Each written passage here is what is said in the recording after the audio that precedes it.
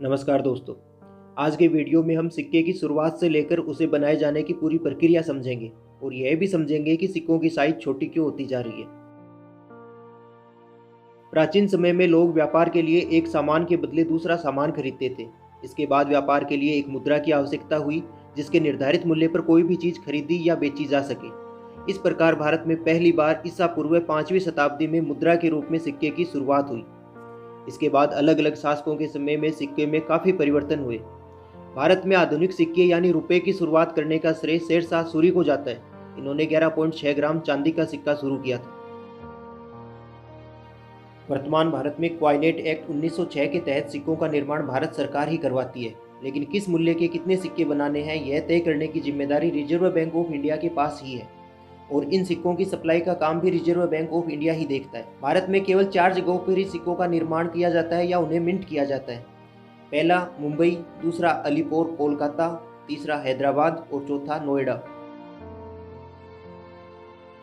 प्रत्येक सिक्के पर उसे मिंट किया जाने का साल लिखा होता है और उसके नीचे एक खास किस्म का चिन्ह होता है जिसे देखकर आप पता लगा सकते हैं कि यह सिक्का कहाँ का बना हुआ है।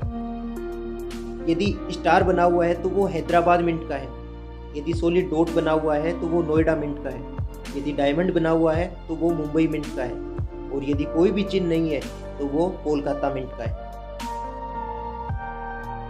भारत सरकार सिक्के बनाने के लिए समय समय पर विभिन्न धातुओं को उपयोग में लेती है, परंतु फिलहाल अधिकांश सिक्कों का निर्माण फेरेटिक स्टेनलेस स्टील से होता है जिसमें 17% क्रोमियम तथा 83% आयरन होता है।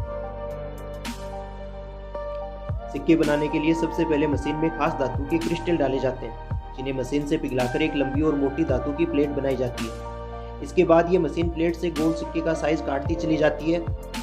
फिर इन कॉइन्स की क्वालिटी चेक की जाती है। खराब कॉइन्स को साइड में कर दिया जाता है जबकि सही कॉइन्स पर पॉलिश की जाती है। इसके बाद इन कॉइन्स पर जिस इंडियन रुपये की मोहर छापनी होती है ये मशीन अपने हाइड्रोलिक प्रेशर से अपने आप छापती चली जाती है। इस तरह सिक्के पूरी तरह से बनकर तैयार हो जाते हैं।